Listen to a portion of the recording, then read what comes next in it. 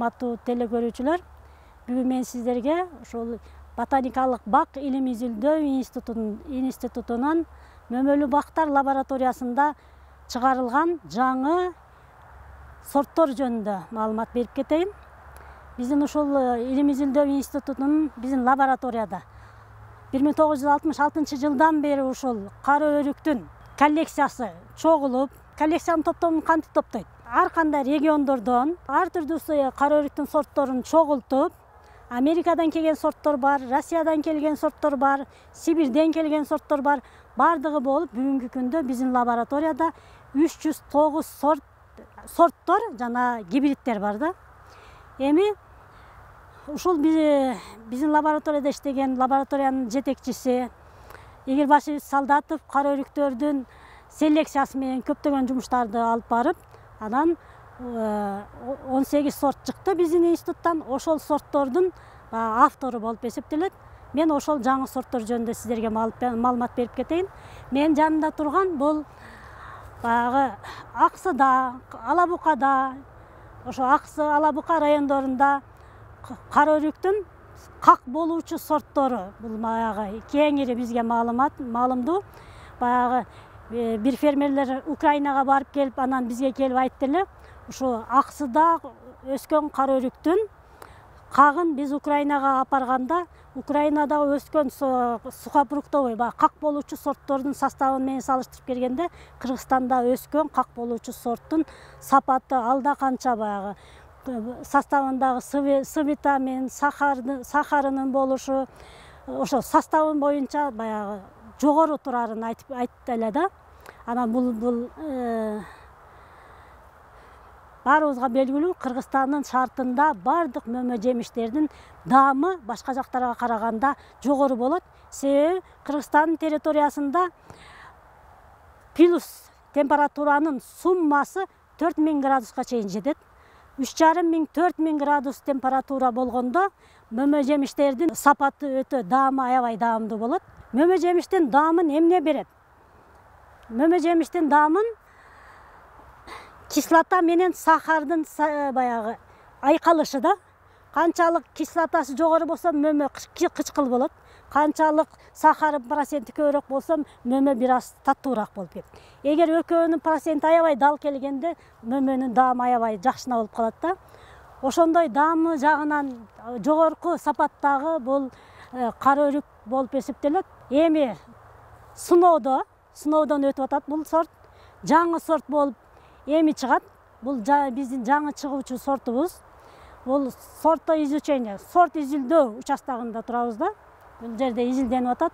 Булардын түшүмдүүлүгү кандай, кышка чыдамдуулугу кандай, мөмөсүнүн чоңдугу кандай. Анан баягы Аксыдагы, Алабукадагы кара өрүктөр бул венгерка сортунун мурда келген, данектен чыккан көчөттөр жайылганда, ал баштапкы венгерка сорт эмес. Ал сорттор бая неме болуп кетти уже. Кийинки формасы гибрид болуп өсүп жүрөт. Аксыда, Алабукада мен ошол жакта баягы проект менен барып, дыйкандар менен, фермерлер менен ошол жерде өсүп аткан кара өрүктөрдү көрдүм. Ал кара өрүктөрдүн бардыгынын баягы бир айылда бир аз башка, экинчи айылда бир аз башка. Анан ал жерде бул кара өрүктөрдү кыйыштырбайт. Астынан чыкканын көчүрүп эле отургузушуп, анан бак кылып кетишип атат да. Мындай болгондо баягы бирдей сапаттагы чоң көлөмдөгү баягы кара өрүк чыгара албай калышат да. Анан Аксы менен Алабука районундагы как болуучу кара өрүктөр кеч бышат экен. Августтун аягы, сентябрдын башында бышып атат. Баягы күн салкындап калып, мындай күндө кургатканга мүмкүнчүлүк жок болуп калат экен да. Атайын шкафта кургатышка туура келип калат. Ошол максатта биз атайын ошо как болуучу, бирок баягы августта күн жылуу кезде бышса, анан күндүн жылуусунда кургатып алса боло турган сорт болсун деп ушул сортту чыгарып атабыз. Бул сорт буюрса эмки жылдарда реестр китепке киргенден кийин багбандарга таратыла баштайт. Бул август айында бышат. Салмагы 50–60 грамм болот. Ичиндеги эти сары, сырты чорно сливтеп кара болгон кара өрүк. Эми андан башка дагы биздин калган сорттор жөнүндө айта турган болсок, могу жерде биздин жаныбызда турат. Бул кара өрүктөрдүн дагы Елена деген сорту. Бул эми орусча Елена деп аталып калганын себеби бул ошо жетекчинин өзүнүн каалоосу менен Елена деген ат коюлган. Бул Елена сортунун келип чыгышында абрикос бар. Өрүк катышканда биринчи өрүк менен өрүктүн королевский сорту менен башка сливаны экөөнү чаңдаштырып туруп, ортодон бир слив алышкан. Бул жибек деген сорт. Эми ал жибек деген сорт менен дагы экинчи сливаны кыйыштырып туруп, баягы чаңдаштырып туруп, алан Елена сорту келип чыкканда, Елена сортунун өзгөчөлүгү баягы кара өрүктөр 1 жылдык бутакта түшүм бербейт, мөмө бербейт да. А Елена сорту абрикос сыяктуу 1 жылдык бутакта мөмө берет. Баягы 1 жылдык бутагы, могу 1 жылдык бутагы ушу жерде эле мөмө бүчүрлөр пайда болот. Анан мондай кыска бутактары болот дагы. Баягы өрүк сыяктуу бир кыска бутакта 5-тен 6дан мөмөсү болот. Могу жерде кыска бутактын ар биринде баягы өрүк сыяктуу болуп, бир кыска бутакта 5-6, 4-5 сливадан кармайт да. Ар бир мөмөнү кыска бутакта 5-6дан. А башка сливаларда бир мондай мөмө бүчүрдө неме эле болот. Бир слива же болбосо 2 эле слива болуп калат. Себеби бул баягы өрүктөн баягы алып калган касиет да, өрүктөн келип берилген касиет. Бул Елена сорту баягы түшүм азыраак, мындай артыкчылыгын айта турган болсом, түшүм азыраак жылдары биз быйылкы жылы тартып көрдүк. 85 грамм, 90 граммга чейин жетет. Жумурткадан чоң болот да. Анан Алабукага барганда ушундай тренинг өткөрүп атып, баягы дыйкандарга, фермерлерге жумурткадан чоң болот десең, айтышат да, жумурткадан чоң да слива барбы деп. Анан сүрөтүн көрсөткөндөн кийин чындап эле баягы жумуртка менен салыштырып тартканбыз да. Чындап эле жумурткадан да чоң турбайбы деп. Ушундай бул дагы как болуучу сорт. Бул эми ошол илим менен баягы элдин талабы айкалышып, мисалы үчүн кара өрүктүн баягы как болуучу сорттору керек болбосо, биз ошондой как болуучу сортторду чыгарышыбыз керек да. Союз мезгилинде баягы мурда чыккан сорттор бар, тамчы, ботогөз деген сорттор чыккан. Бул атайын баягы консервацияга ылайыкталган сорттор чыгарылган да. Ал атайын Ала Тоо совхозу, Киров совхозу деп 20 гектар жерге ушундай тигилип, союз мезгилинде өзүнчө ошондой жумуш программа менен жүргөн экен. А эми биз элдин талабына ылайыктуу ушундай Елена деген как болуучу сортту чыгардык. Бул 2011 жылы реестрге кирген. Быйыл биз патент алып атабыз. Анан атайын ошо Агакан фондунун демилгеси менен проект аркылуу Алабука районунун Актам айылында атайын бир показательный участок деп 50 штук Елена сортун апарып отургузуп койдук. Ошол Алабуканын шартында ушул Елена сорту кандай мөмө түшүм берерин көрөбүз ал жерден. Анан ошол Алабука шартында дагы жакшы түшүм берип, ушундай неме мурда сыноодон өткөн. Бирок эл көрүш керек да. Баягы сорт участокто сыноодон өткөнүн эл көрбөйт да. Бул атайын элдин арасында, атайын фермердин үлүш жерине апарып тигилди. Ал жерден түшүм берип, баягы түшүмүн көргөндө быйыл 2-ден 3төн мөмө байлаганын көрүшүп, уже дыйкандар аябай кызыга башташты. Ошол сорттун көчөтүн кайдан алсак болот, силерде барбы деп дыйкандар аябай кызыга баштады да. Себеби дегенде бул Елена сортунун данеги кичине, эти чоң. Анан бум болуп баягы Кыргыз Республикасы боюнча элдин баары мындай биздин институтта чыккан сортторго көңүл бөлбөй эле Америкадан интернетте реклама берилген Стенли сорту аябай жакшы слива экен. Ошону тигиш керек экен деп Абдулла Ташиев дагы Стенли сортун тиккиле деп элге сунуштап атат да. А Елена сорту ошол Стенлиден келип чыкканда, Стенли сортунун кемчилиги жоюлтулган. Стенли сортунун данеги чоң, эти жукарак. А мында болсо данеги кичине, эти калың. Ошондо как кылып кургатканда баягы эти көп как болуп түшөт да. Бул атайын размери чоң 85 грамм болгондуктан муну атайын шкафта кургатыш керек. Жөнөкөй күндө кургатканга калың болуп жакшы кургабай калат да. Муну атайын шкафта кургатыш керек. Ал эми могу жердеги номер 65 деген гибридибиз, ал күндө кургатса болот. Ошол аксы менен Алабукада өскөн сливада эле көлөмдө, бир аз эле чоңураак, бирок даамдуулугу сахарынын составы боюнча таттуураак бул. Анан бышышы боюнча эрте бышат. Күндүн жылуусунда дыйкандар жыйнап кургатып алса болот.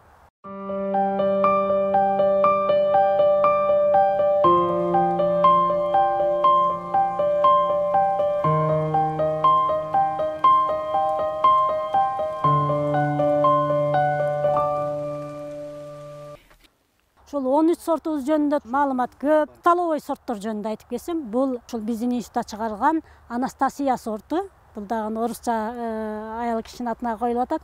Ошол автордун кызынын атына коюлган. Бул Анастасия сорту август айында бышкан үчүн, баягы мөмөсүн бышырып бүткөндөн кийин, баягы жалбырактарын эрте таштап, бул баягы тынч абалга өттү да. Тынч абалга өтүп уйкуга өттү. Эми бул сорт жөнүндө айта турган болсок, бул столовой сорттор деп коебуз, десертный сорттор деп айтабыз. Бул как болбойт. Бышкан мезгилде үзүп алып туруп эле, анан ящиктерге салып, ташып алыс жерге апарса жарайт. Бул эми айта турган болсок, биз өзүбүз чыгарган сорттордун баардыгын биринчи сыноодон өткөрөбүз. Өзүбүздүн ушундай сорт изилдөө участкабыз деп коебуз, сортторду изилдөө участкабыз. Бул жерде мына отургузуп, бул азыр отургузганына 5 жылдык бак болуп калды. Ушул жерде түшүмүн көрүп, андан кийин сорт участокко берилет. Сорт участок азырынча 3 сорт участок калды Кыргызстанда. Ананевадагы сорт участок, Аламидин сорт участогу, анан өзгөндө Октябрь сорт участок деп коет да. Ушул 3 сорт участокко мурда союз мезгилинде биз жаңы сорт чыгарган болсок, баягы селекциялык жумуштар менен 2 сливаны алып, чаңдаштырганда баягы ошол 2 сливаны биринин гүлүн аласың, экинчисинин чаңчасын аласың, экөөнү чаңдаштырасың. Анан ошол мөмө түйсө, ошол мөмөнүн ичиндеги данек баягы кийинки биздин керектүү гибрид ошол данек. Ошол данекти өстүрүп, андан түшүмгө кирет. Түшүмгө киргенде жакшы болуп калса, анан ушинтип сорт кылып, анын бутагынан кыйыштырып улап кетебиз да. Мурда союз мезгилинде ушинтип баягы гибридтерди чыгарып алып, бутагын эле сорт участокко жиберип койчу. Сорт участоктор өздөрү ошол бутактан кыйыштырып, көчөтүн өстүрүп, андан ары баягы отургузуп, сынап, баягы 10 жыл, 3 жыл түшүмүн көрүш керек. Түшүмгө киргиче 3 жыл өтсө, көчөт өстүргөнгө чейин 2 жыл, түшүмгө киргиче 3-4 жыл, 3 жыл баягы түшүмүн баалап, толук кандуу түшүмүн да кириш керек да. Аны да көргөнгө чейин 10 жыл убакыт кетет. Ошол бир сорт сыноодон өтүш үчүн 10 жыл убакыт кетет. Бул сорт ошол 2002 жылдары немеге берилген, сорт участокко берилген, 2011 жылы анан реестр китепке кирген. Реестр китепке кирип, Кыргызстандын территориясында таратууга уруксат берилди деген сөз. Эми ошондо баягы 3 сорт участокко жибергенибизде, ушул Анастасия сорту жөнүндө Ананевадагы питомниктеги баягы ошол изилдеп байкоо жүргүзгөн сотрудниктин, кызматкердин айтуусу боюнча, эгер мен жерим кенен болсо, ушул Анастасия сортун гектарлап тигип алып эле, фура менен Россияга сатып коюп эле жата берет болчумун деп ушундай заключение берген да. Бул сорттун баягы мөмөсү 110 граммга чейин, 100 грамм, 110 грамм болот. Августтун 15-де бышып калат. Могу биздин ботаникалык бактын чүйөрөнүн шартында августтун 15-де бышып калат. Анан көк өзү баягы көк болуп турат дагы, ичиндеги эти жашыл. Яшикке каттуу эле мезгилинде яшикке салып коюп алып кетсе, баягы Москвага жеткиче, алыс жерге жеткенде кадимкидей жумшак болуп бышып калат. Анан ар бир нерсенин кемчилиги болот. Бул сорттун кемчилиги баягы бир аз төгүлөт. Баягы осыпаемость деп коет. Баягы сливасын таштап ийет. Бышкандан кийин таштап ийген немеси бар да, кемчилиги бар. Ар бир сорттун кемчилиги. Жана мен Елена сортун айтпай кеттирим. Елена сортунун 85 грамм болгону менен баягы көп алып салат. Бир байлаганда көп алып берет. Көп алып бергенде баягы мөмөсүн азайтпасаң, өрүк сыяктуу болуп көп алып ийет да. Азайтпасаң мөмөлөрү майда болуп калат. Ушул ар бир сорттун касиетиге көңүл бөлүш керек да. Бир-бирден байлайт. Ар бир бутакта бирден болуп, жалгыздан турат мөмөлөрү. Жеп атсаң кычкылда эмес. Же аябай таттуу болуп да кетпей, аябай жеген сайын жегим келе турган слива. Бул атайын столовой сорт.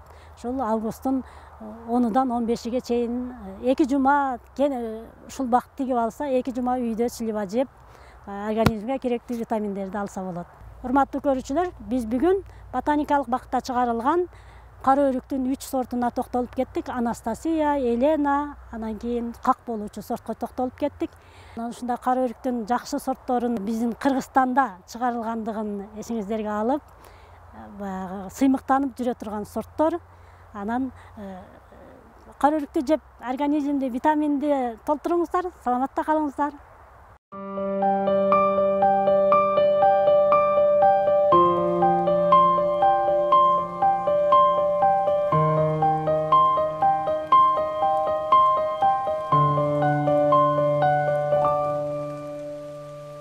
Көрсөтүү Кыргыз Республикасынын өкмөтүнүн номер 67 токтоо менен бекиген Кыргыз Республикасында 2021-2025 жылдары мамлекеттик тилди өнүктүрүү жана тил саясатын өркүндөтүү программасынын алкагында даярдалды.